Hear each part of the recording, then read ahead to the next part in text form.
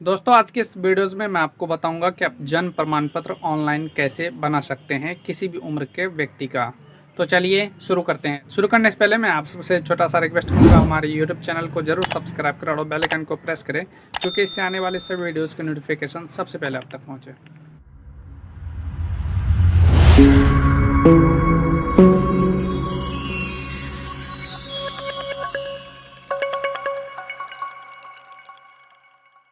जन्म प्रमाण पत्र ऑनलाइन बनाने के लिए आपको इस पोर्टल पे आ जाना है। इसका लिंक हमने वीडियो के डिस्क्रिप्शन बॉक्स में दे दिया है।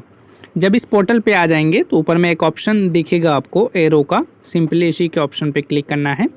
जैसे ही क्लिक करेंगे आपके सामने में दो ऑप्शन आ जाते हैं, एक जनरल पब्लिक का, सिंपली इसी पे आपको क्लिक करना है।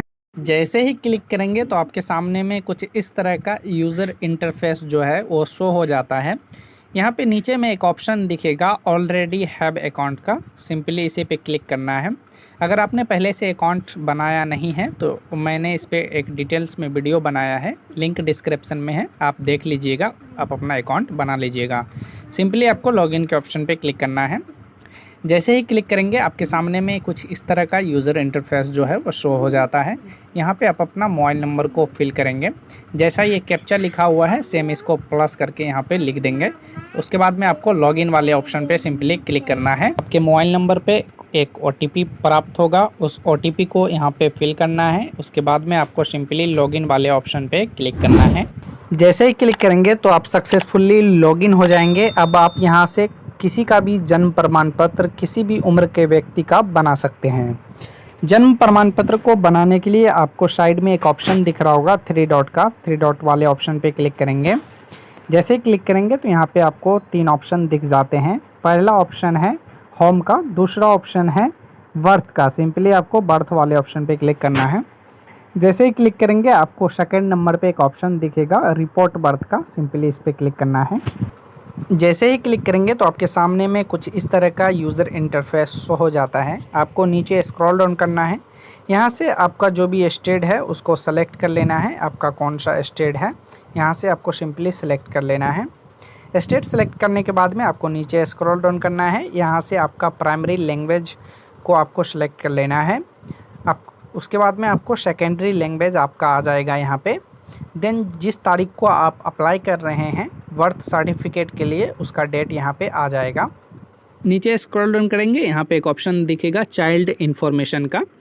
तो आप जिसका भी जन्म प्रमाण पत्र बना रहे हैं, चाहे वो 1 साल का हो, 2 साल का हो, 3 साल का हो, 1 से लेके 30 या 35 जितनी भी साल का व्यक्ति हो, सबका यहाँ से जन्म प्रमाण पत्र आप बना सकते हैं। सिंपली आप जिसका भी जन्म प्रमाण पत्र बना रहे हैं उसका यहाँ पे डेट ऑफ बर्थ फिल करेंगे, उसकी जन्म तिथि को यहाँ पे फिल करेंगे। कैलेंडर मिल जाएगा, सिंपली आप यहाँ से कैलेंडर से आपको सेलेक्ट कर लेना है।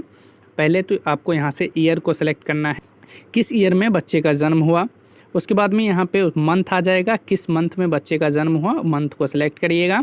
देन तारीख आ जाएगा, किस तारीख को बच्चा पैदा हुआ था, उस तारीख को यहाँ से सेलेक्ट कर लेना है। जैसे कि कोई व्यक्ति का जन्म 2008 में हुआ था, उसका मैं यहाँ पे जन्म प्रमाण पत्र अप्लाई करके आपको दिखाने वाला हूँ। तो सिंपली हमने डेट ऑफ बर्थ को सेलेक्ट कर लिया। उसके बाद में डेट ऑफ बर्थ को आपको कंफर्म कर लेना है। यहाँ से आपको डेट ऑफ बर्थ को फिर से जैसे आपने फिल किया सिंपली आपको डेट ऑफ बर्थ को कंफर्म कर लेना है। नीचे स्क्रॉल डाउन करेंगे, यहाँ पे एक ऑप्शन आपको दिखेगा टाइम ऑफ बर्थ का। नीचे स्क्रॉल डाउन करेंगे, यहाँ पे टाइम ऑफ बर्थ का एक ऑप्शन आपको दिखेगा, सिंपली इस पर क्लिक करना है। जैसे ही क्लिक करेंगे तो आपके सामने जो घड़ी है वो ओपन हो जाता है। कुछ इस तरह से आपके सामने में घड़ी जो है वो ओपन हो जाता है। अब किस समय बच्चा पैदा हुआ वो यहाँ से आप टाइम को सेलेक्ट कर लीजिएगा, कितना बज रहा था उस समय, तो यहाँ से कुछ इस तरह से आप फिल आउट करेंगे। उसके बाद में जिसका भी आप जन्म प्रमाण पत्र अप्लाई कर रहे हैं उसका जेंडर क्या है, वो लड़की है या लड़का है, वो यहाँ से आप बताएंगे मेल है या फीमेल है।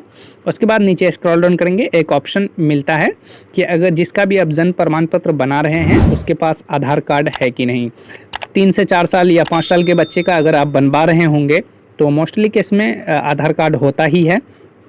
कभी कभी क्या होता है कि जो पेरेंट्स होते हैं वो जन्म प्रमाण पत्र की वजह से अपना आधार कार्ड बच्चे का नहीं बनवाते हैं। तो अगर आधार कार्ड नंबर है तो यहाँ पे आधार कार्ड नंबर को फिल आउट करेंगे। लेकिन अगर आपने आधार कार्ड अभी बनवाने के लिए दिए हुए हैं और आधार कार्ड आपका नहीं बना है तो नीचे वाला ऑप्शन सेलेक्ट करेंगे EID नंबर का। उसके बाद EID नंबर को आपको फिल कर देना है।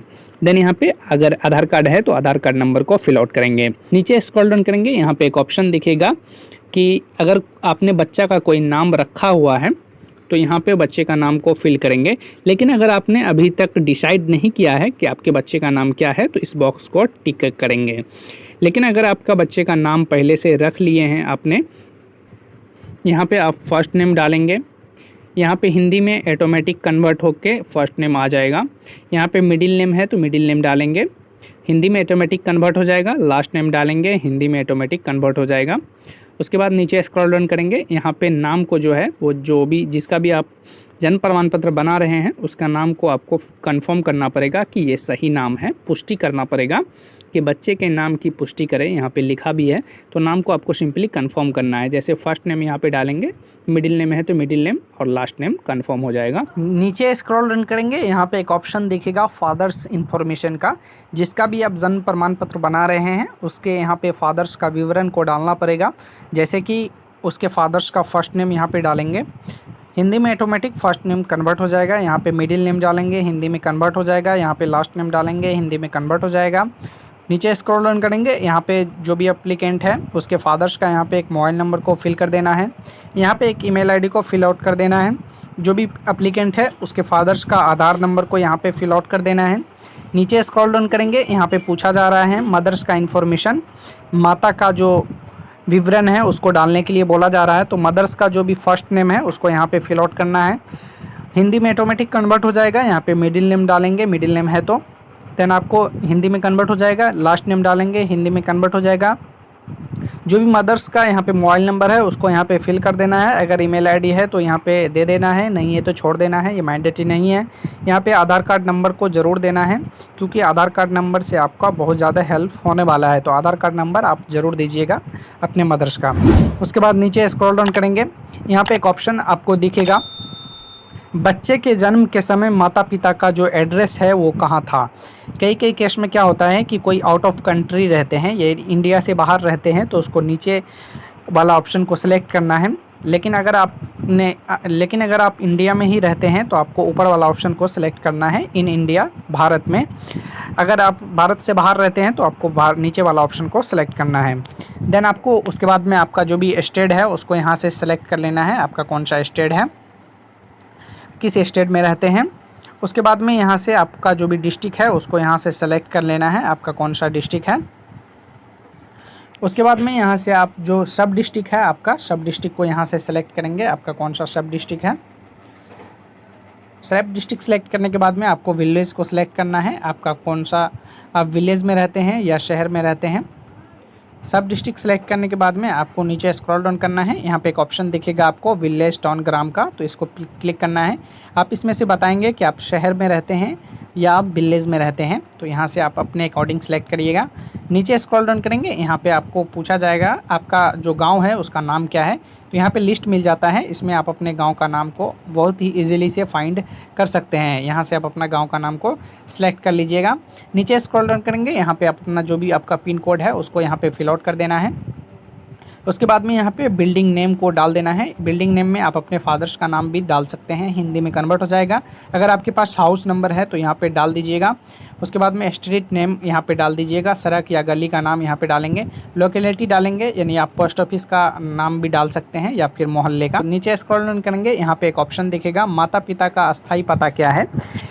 तो अगर माता पिता का अस्थायी पता सेम है, जो आपने फिल किया वो अस्थायी पता ही है, तो आपको यस पे क्लिक करना है। लेकिन अगर अस्थायी पता अलग है, करेंट एड्रेस और परमानेंट एड्रेस अलग अलग है, तो आपको नो वाले ऑप्शन पे क्लिक करना है और उसकी डिटेल्स को फिल करना है।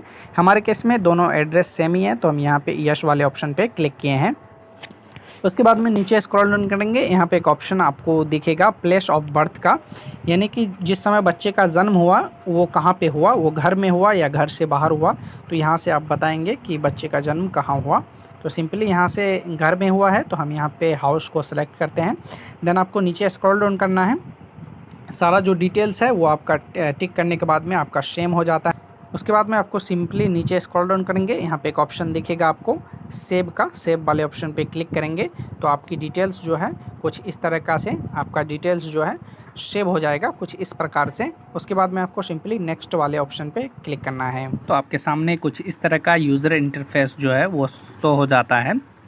उसके बाद आपको नीचे स्क्रॉल डाउन करना है, यहाँ पे एक ऑप्शन दिखेगा आपको बच्चे के जन्म के समय माता पिता का जो पता है आपने जो फिल किया है वो अगर सेम है तो यहाँ पे कह रहा है कि आपको टिक के ऑप्शन पे क्लिक करेंगे तो ये कॉपी हो जाएगा और सेम एड्रेस यहाँ पे फिल हो जाएगा। तो हमारे केस में सेम है तो हम यहाँ पे टिक कर देते हैं। टिक करने के बाद में आपका जो एड्रेस है वो यहाँ पे सेम हो जाएगा। उसके बाद में नीचे स्क्रॉल डाउन करेंगे, यहाँ पे फादर्स का इन्फॉर्मेशन पूछा जा रहा है तो जो भी फादर्स का रिलीजन है यहाँ से आप अपने पिताजी का रिलीजन सेलेक्ट करेंगे, हिंदू है, मुस्लिम है, क्रिश्चियन है, सिख है, जो भी है यहाँ से आप कैटेगरी को सिलेक्ट करेंगे, धर्म को। उसके बाद में यहाँ पे पूछा जा रहा है फादर्स का एजुकेशन लेवल क्या है, यानी आपके फादर्स जो हैं वो पढ़े लिखे कितना है। तो यहाँ पे आप सेलेक्ट करेंगे आप अपने अकॉर्डिंग। यहाँ से हम 12th स्टैंडर्ड पास है तो हम 12th को सिलेक्ट कर लेते हैं।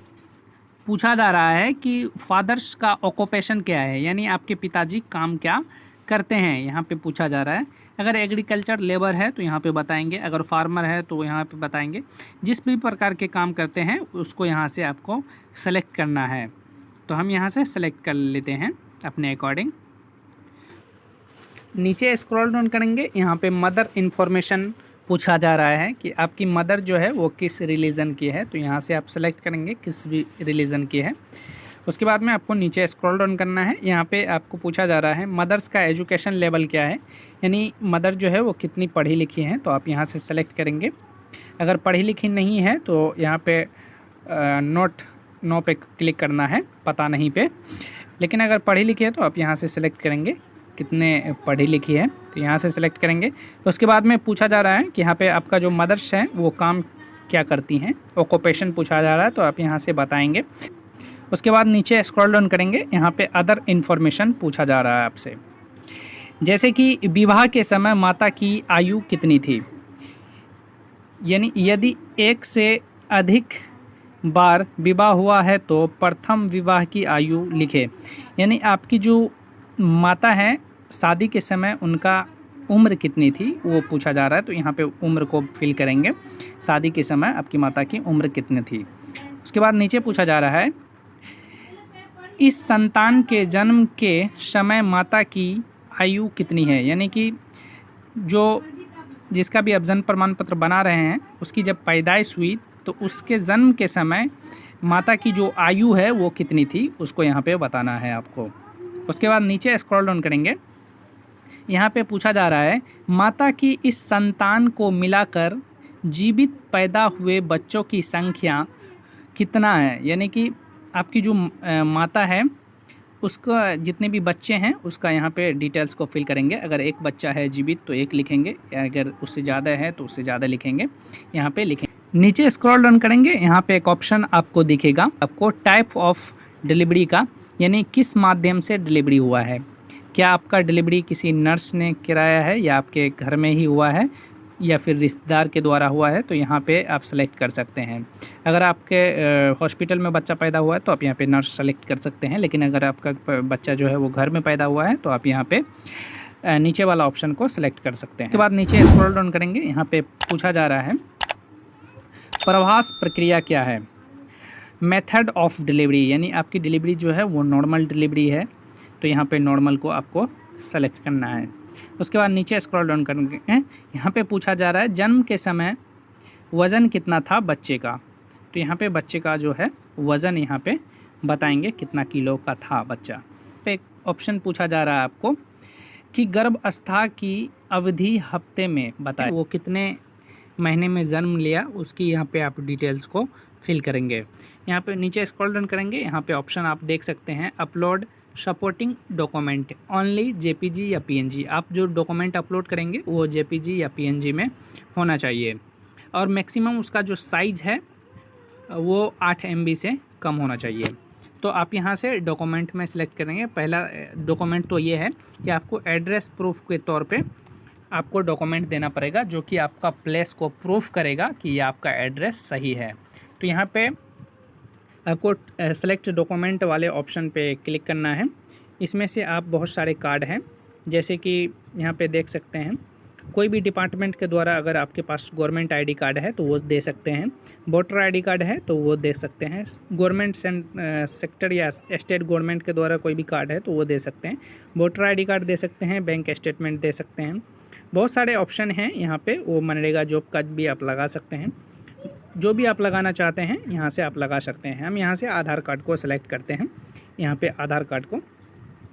उसके बाद में अगर जिसका भी आप जन्म प्रमाण पत्र बना रहे हैं, अगर उसका खुद का आधार कार्ड है तो उसको यहाँ पे आप अपलोड कर देंगे, लेकिन अगर खुद का नहीं है तो उसके पिताजी का भी आप आधार कार्ड लगा सकते हैं। नीचे स्क्रॉल डाउन करेंगे, यहाँ पे एक ऑप्शन आपको दिखेगा ऑर्डर का। ऑर्डर का मतलब ये है कि आपको एफिडेविट कोर्ट से बनवाना पड़ता है, एसडीएम कोर्ट के माध्यम से। ये उसको बनवाना पड़ता है जैसे कि किसी का बच्चा 1 साल से अधिक उम्र का है, उसको एफिडेविट लगाने का ज़रूरत होती है। ये मैंडेटरी है। अगर आपका बच्चा 1 साल से अधिक उम्र का है तो आपको एफिडेविट लगाना पड़ेगा एसडीएम कोर्ट से बनवा के। आप अपने डिस्ट्रिक्ट से इसको ईज़िली बनवा सकते हैं। 150 से 200 रुपये के अंदर ये बन जाता है बहुत ही ईज़िली। लेकिन अगर आपका बच्चा 1 साल से कम उम्र का है तो इस केस में आपको एफिडेविट लगाने की कोई भी ज़रूरत नहीं होती है। लेकिन अगर आपका बच्चा जो है जैसे ज़्यादा उम्र का व्यक्ति है तो उसके लिए आपको एफिडेविट लगाना पड़ेगा।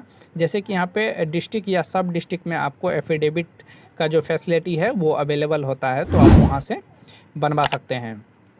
तो एफिडेविट बनवा के यहाँ पे एफिडेविट को अपलोड करेंगे। स्क्रॉल डाउन करेंगे, यहाँ पे एक ऑप्शन आपको दिखेगा additional document in support of claim का। तो इस डॉक्यूमेंट वाले ऑप्शन पे आपको डॉक्यूमेंट टैब पे सिंपली क्लिक करना है। जैसे ये मैंडेटरी है वैसे आप नहीं भी देंगे तो कोई बात नहीं है, लेकिन अगर आप दे देते हैं तो ज़्यादा बेटर है, मस्ट बेटर है। तो इसमें आप देख सकते हैं, अगर आपके पास डॉक्यूमेंट है जैसे कि पैन कार्ड है तो आप पैन कार्ड लगा सकते हैं। अगर आपके पास पैन कार्ड नहीं है तो कोई भी फिजिकल अगर आपके पास डॉक्यूमेंट है वो दे सकते हैं। जैसे कि यहाँ पे नाम भी दिया गया है, CGHS कार्ड है, वो भी अगर आपके पास है तो दे सकते हैं। नहीं तो अदर पे क्लिक करके आप आधार कार्ड को भी यहाँ पे जो भी आपके पास कार्ड है उसको भी अपलोड कर सकते हैं। देन उसके बाद में आपको सिंपली शेप वाले ऑप्शन पे क्लिक करना है। उसके बाद आपको नेक्स्ट के ऑप्शन पे क्लिक करना है। जैसे ही नेक्स्ट वाले ऑप्शन पे क्लिक करेंगे तो आपके सामने में कुछ इस तरह का यूज़र इंटरफेस शो हो जाता है। आपने जितनी भी डिटेल्स को फिल किया है उसको यहाँ से सही से चेक करिएगा कि आपने जो भी डिटेल्स फिल किया है वो सही है कि नहीं।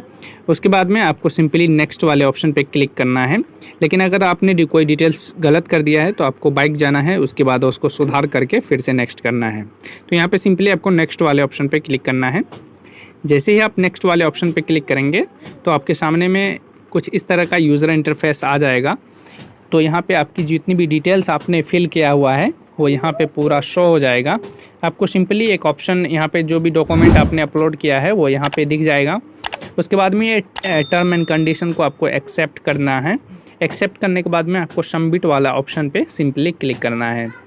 जैसे ही आप सबमिट वाले ऑप्शन पे क्लिक करेंगे तो आपका जो है फॉर्म जो है वो सक्सेसफुली सबमिट हो जाएगा। उसके बाद में कुछ इस तरह का यूज़र इंटरफेस आपके सामने में ओपन हो जाता है। तो यहाँ पे देखिए पेमेंट करना पड़ेगा, आपको 10 रुपये का पेमेंट करना पड़ेगा। तो सिंपली आप यहाँ से 10 रुपये का पेमेंट करेंगे। पेमेंट करने के लिए यहाँ पे आपको प्रोसीड टू पे पे क्लिक करेंगे। जैसे ही प्रोसीड टू पे पे क्लिक करेंगे, जैसे ही हमने प्रोसीड टू पे वाले ऑप्शन पे क्लिक किए तो यहाँ पे देख सकते हैं कि अभी जो साइड है वो सही से पेमेंट वाला साइड काम नहीं कर रहा है। तो आप कुछ देर तक कोशिश करेंगे तो ये काम करने लगेगा। तो यहाँ से आप 10 रुपये का जब पेमेंट कर देंगे तो आपका जो फॉर्म है वो सक्सेसफुली सबमिट हो जाता है फुल्ली। उसके बाद आपके रजिस्ट्रार के पास उसको भेज दिया जाता है फाइनल वेरिफिकेशन के लिए। रजिस्ट्रार उसको वेरिफिकेशन करते हैं यही इसी वेबसाइट पे आके लॉगिन करके। उसके बाद में वो आपका जो है जन्म प्रमाण पत्र को वो अप्रूव कर, जब वो आपका बर्थ सर्टिफिकेट को अप्रूव कर देगा तो आप यहीं पे आके उसे डाउनलोड भी कर सकते हैं। सो आई होप कि आज का वीडियो आपको काफ़ी पसंद आया होगा। अगर वीडियो पसंद आया तो वीडियो को लाइक करें, चैनल को सब्सक्राइब करें और अपने दोस्तों के साथ शेयर करना ना भूलें। अगर मन में कोई कन्फ्यूजन है तो नीचे कमेंट करके पूछ सकते हैं।